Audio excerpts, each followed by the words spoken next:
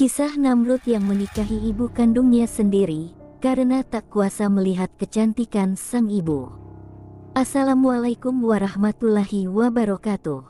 Sahabat seiman surga wanita, semoga selalu dalam keadaan sehat walafiat. Amin ya rabbal alamin. Namrud adalah sosok penguasa kerajaan Babilonia atau Irak sekarang, yang mengalami masa kejayaan pada tahun 1942 tahun sebelum Masehi, dengan peradabannya yang terkenal bernama Mesopotamia kuno. Di masanya Namrud adalah sosok raja yang zalim dan berperilaku seperti binatang. Betapa tidak, selain kejam, Namrud juga menikahi ibu kandungnya sendiri. Sebelum menyimak video ini lebih lanjut, jangan lupa untuk menekan tombol like dan subscribe, serta nyalakan lonceng notifikasinya, agar Anda tidak ketinggalan video terbaru dari kami. Perilaku menikahi ibu kandungnya sendiri hanya dilakukan oleh hewan. Namun, hal tersebut justru dilakukan oleh seorang raja. Namrud atau dengan nama lain yaitu Nimrod, adalah seorang raja zalim yang kisahnya ada di kitab suci agama-agama Samawi. Dia adalah keturunan kelima dari Nabi Nuh alaihi salam.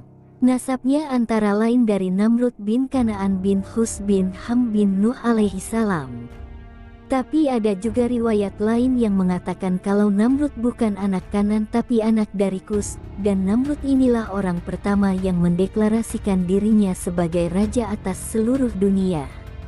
Bahkan dia juga waktu itu memaksa orang-orang untuk menyembahnya sebagai Tuhan. Hal itu pun mendapat tentangan dari seorang nabi yang hidup sezaman dengannya yaitu Nabi Ibrahim alaihi salam.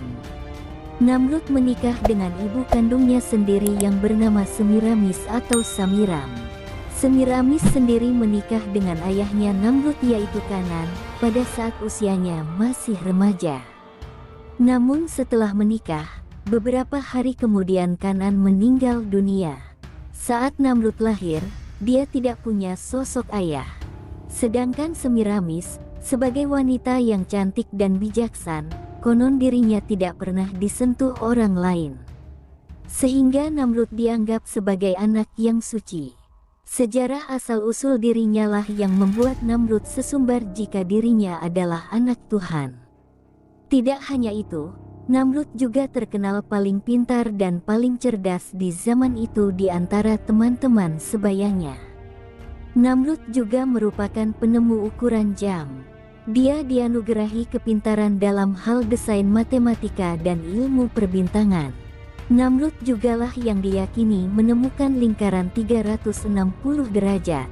Ia jugalah yang menemukan kalau dalam 1 jam terdiri dari 60 menit dan 1 menit terdiri atas 60 detik. Selain itu Namrud menetapkan bahwa 1 hari terbagi dalam 24 jam. Menurut Namrud hari bermula pada waktu tengah malam, dan bukannya pada waktu matahari terbenam, seperti yang dipercayai oleh kaum sebelumnya. Dengan kemampuan dan kecerdasan dalam astronomi, Namrud dinobatkan sebagai orang paling cerdas sejagat. Sayangnya, dengan segala kelebihan yang dia punya, dia justru menyalahgunakannya. Namrud menyesatkan rakyatnya dengan falak atau ilmu tentang benda-benda langit, untuk menciptakan berbagai sistem ramal nasib seperti horoskop. Tujuannya agar manusia tidak memerlukan Tuhan, karena manusia bisa memprediksi dan mengubah nasibnya sendiri.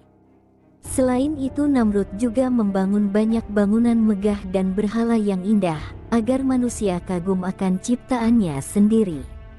Konon katanya menara Babel yang dibangun Namrud, digunakan untuk para pendeta-pendeta memuji dan menyembah Namrud. Namrud juga dikenal sangat menyukai ilmu sihir. Ilmu ini dia gunakan mempengaruhi rakyatnya. Konon katanya, Namrud mempelajari ilmu sihir melalui 2 malaikat Harut dan Marut yang pernah disebutkan dalam Al-Quran. Selain itu Namrud juga memulai era yang baru, di mana manusia memandang rendah pada Tuhan, yang padahal dari masa sebelumnya sampai ke Nabi Nuh orang-orang mengagungkan Allah Subhanahu wa Ta'ala. Perilaku paling keji yang dilakukannya adalah menikahi ibu kandungnya. Disebutkan dalam sejarah bahwasanya Semiramis menikahi Kus, cucu dari Nabi Nuh. Saat menikah, Semiramis masih belia dan wajahnya sangat cantik. Tak ada satupun di negeri itu yang lebih cantik daripada Semiramis. Setelah Kus wafat dan Namrud lahir tanpa kehadiran seorang ayah, Semiramis mengaku bahwa dirinya masih suci. Semiramis juga menganggap bahwa Namrud adalah anak yang suci yang lahir dari seorang perawan. Setelah Namrud menginjak usia dewasa, Semiramis sering cemburu ketika gadis-gadis mendekati anaknya. Itu karena dia tidak mau Namrud dimiliki oleh wanita lain. Akhirnya Semiramis pun menikah dengan anak kandungnya sendiri, Namrud yang suci dan dianggap sebagai Tuhan. Namrud akhirnya mati secara tragis. Dia disalib dan ditempatkan dalam sebuah gua bersama domba. 3 hari berikutnya, batu yang menutup mulut gua itu terguling, dan terlihat pintu masuk ke dalam gua sudah terbuka. Dikatakan bahwa ketika itu jasad Namrud telah menghilang. Tak ada apapun di dalam gua tersebut setelah kematian Namrud. Sehingga sejak saat itu mereka menganggap bahwa Namrud sebagai dewa. Mereka menamainya dengan Osiris, Isis, dan Horus, yang artinya mereka memiliki 3 dewa. Wallahualam bisawab. Semoga kisah ini bermanfaat bagi kita semua. Sekian dan terima kasih banyak. Wassalamualaikum warahmatullahi wabarakatuh.